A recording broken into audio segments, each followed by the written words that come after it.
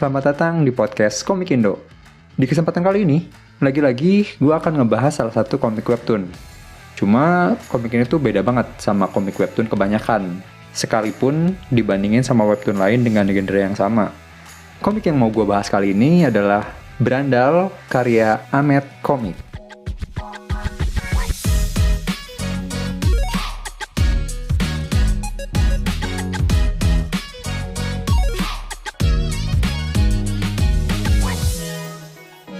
Mungkin lu nyadar ya, untuk autor komik ini tadi gue nggak nyebut nama atau nama pena dari seseorang.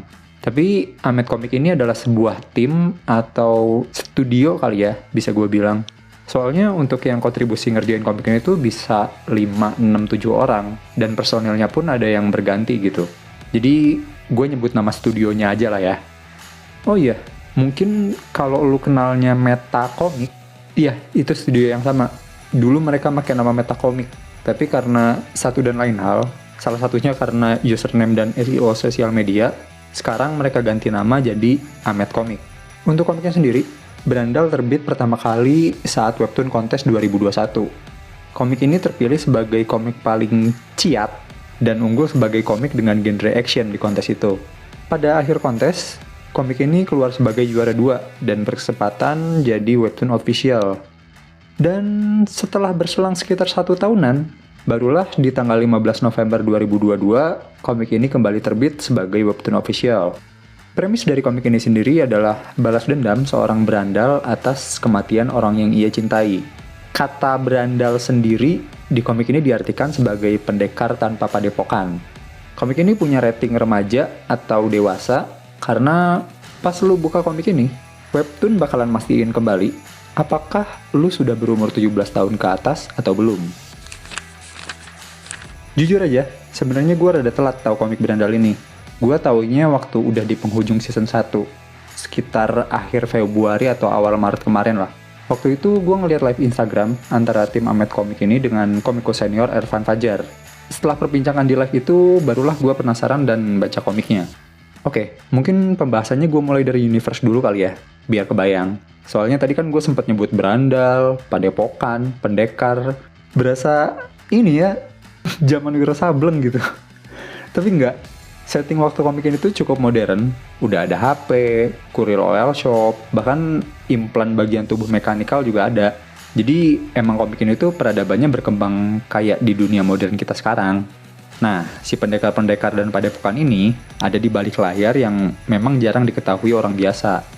Untuk setting tempatnya sendiri, komikusnya bilang emang kepengen nangkep suasana Indonesia, terutama kota Surabaya yang jadi referensi utamanya.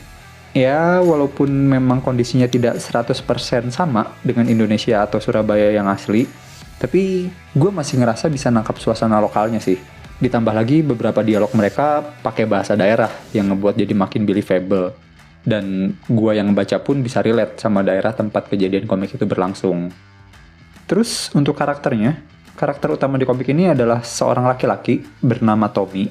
Ya, kayak yang gue bilang soal premisnya tadi, dia adalah berandal yang jago berkelahi dan bucin. Sebenarnya gue masih belum bisa banyak ngasih komentar sih soal karakter Tommy ini.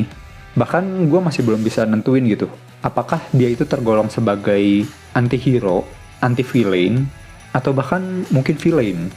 Gue sebenarnya mau sih ngulik lebih jauh, tapi takut spoiler, jadi ntar aja gue bahas di sesi terakhir.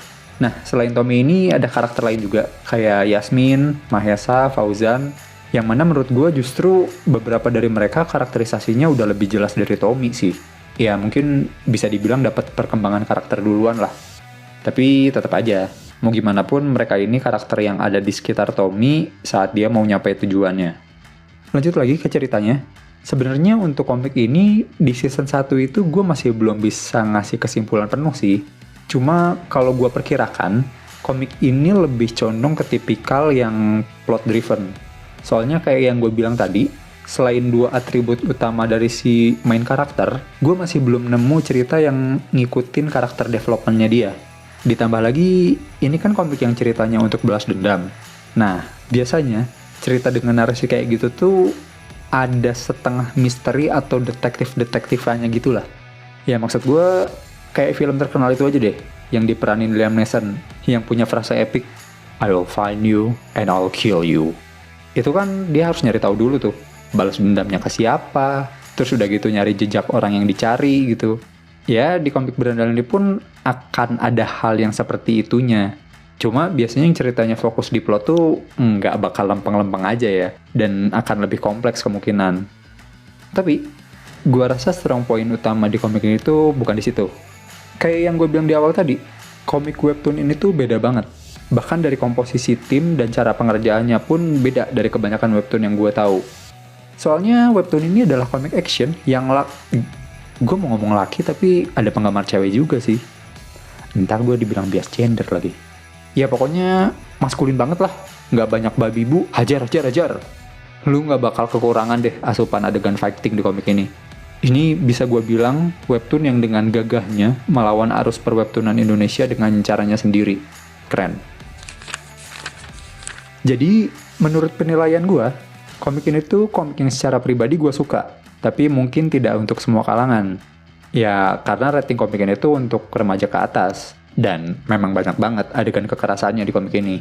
Tapi kalau lu emang penggemar genre action dan suka sama adegan-adegan bertarung, terutama pertarungan jarak dekat, gue rekomendasiin lu buat baca komik ini sih. Soalnya kalau gue disuruh memberi tanggapan komik ini dalam 3 kata, gue bakal ngasih jawaban gelut. Karena memang seberandal itu komik ini. Dan yang paling gue suka dari komik ini pun tak lain dan tak bukan adalah adegan bertarung yang didukung sama art style yang pas gitu. Tapi walaupun banyak adegan kekerasan, menurut gue pribadi, komik ini tuh masih bisa dinikmati. Maksud gue, ada kan beberapa komik yang banyak juga adegan kekerasannya, tapi dengan sengaja ngasih visualisasi kayak isi perut muncrat lah, otak keluar-keluar lah, pokoknya yang gore-gore gitu lah. Gue tuh nggak begitu suka sama yang gorenya over. Ya 1-2 masih oke lah, tapi kalau berlebihan dan terus-terusan, not my type lah. Nah, menurut gue komik ini tuh walaupun banyak adegan bertarung dan berdarah-darah, tapi masih sopan lah visualisasinya. Gue masih amat sangat bisa menikmati gitu. Ya intinya ini komik maskulin banget lah pokoknya. Oh iya, ada satu alasan lagi kenapa gue ngomong kayak gitu. Dan mungkin ini bisa dibilang adalah komik berantem yang sesungguhnya. Karena pertarungannya tuh nggak cuma terjadi di panel-panel komik, tapi terjadi juga di kolom-kolom komentar. Nggak percaya? Coba aja lihat sendiri. Untuk informasi kelanjutan komiknya sendiri, saat ini Amet Comics sedang mempersiapkan season 2. Apa ya istilahnya? Mungkin nabung episode kali ya. Soalnya di season 1 tuh mereka berjibaku banget sama deadline. Dan di season 2 ini mereka mau ngerjainnya nggak terburu-buru lah. Walaupun belum ada tanggal pasti, tapi mereka ngejanjiin satu hal. Mereka akan kembali. Iya. Untuk hal-hal terkait studio dan komiknya, bakalan gue taruh di deskripsi kayak biasa. Dan setelah ini, bakalan ada pembahasan lebih lanjut yang mengandung spoiler. Jadi kalau lu nggak mau kena spoiler, bisa dicukupkan sampai di sini. Tapi kalau lu udah baca atau nggak masalah sama spoiler, kita ngobrol lagi abis ini. Jangan lupa, dukung terus perkomikan Indonesia, bukan hanya karena nasionalitas, tapi juga karena kualitas. Sampai ketemu lagi di episode berikutnya. Dadah!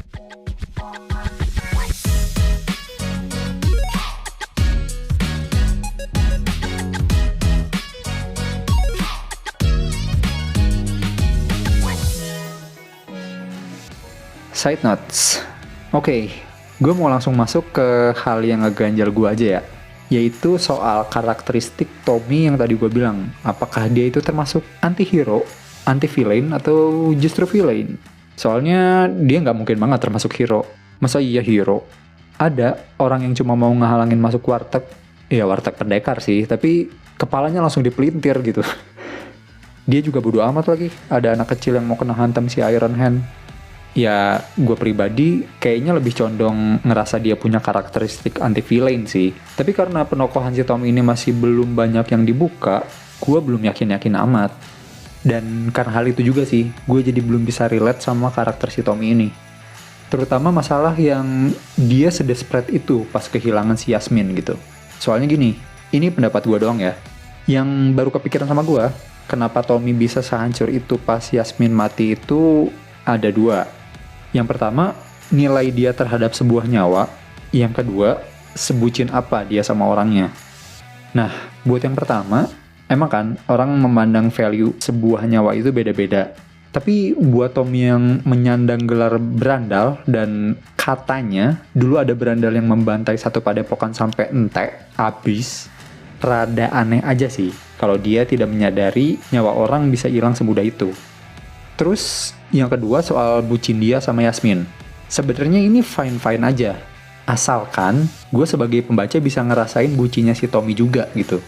Nah, kan masalahnya pribadi si Tommy ini masih banyak yang tanda tanya. Gue nggak tahu gitu, apa aja yang udah Tommy rasain dan lakuin sama Yasmin selama ini. Intinya, gue masih belum nangkap secara penuh kemarahannya si Tommy. Dan gue berharap di season 2 ini, gue bisa lebih memahami kemarahan si Tommy sih. Ya, gue rasa ini mah karena belum di-reveal aja. Komik ini bisa kok ngasih perspektif yang cukup ngena, bahkan hanya dengan satu chapter, pakai karakter sampingan lagi. Terus gue juga mau bahas lagi kenapa menurut gue komik ini beda banget, bahkan untuk webtoon yang satu genre. Lo boleh coba cek deh webtoon-webtoon action lain yang kebanyakan memang didominasi dari luar. Tipe gambar dan pewarnanya tuh ada kesamaan. Nah, Berandal ini di chapter-chapter awal tuh udah kerasa banget bedanya. Bahkan gue kaget dia bisa memenuhi deadline mingguan dengan tipe gambar kayak gitu. Di akhir-akhir emang ada penyesuaian sih. Ya, cuma kita lihat aja nanti pas season 2 keluar bakalan kayak gimana. Terus gue juga suka cara mereka ngambil judul di tiap chapternya. Kalau tahu referensinya kadang suka ketawa sendiri gitu. Kayak Pak Kris dan Keris, terus ada T4 Wur, Bakamen, sama itu Devil Bad BAD Ghost. Dan terakhir gue sebenarnya rada bingung sih di season 1 ini dia kayak belum ngasih konklusi apa-apa gitu. Belum nyelesain masalah apa-apa, belum ngalahin musuh besar, nangkap targetnya belum, dan kalau konklusinya emang ketemu sama targetnya, harusnya udah beres di beberapa chapter sebelumnya dong. Tapi ternyata gue terkecoh. Abis baca lagi chapter terakhir season 1, gue baru ngeh. Semua ini tuh cuma perkenalan doang.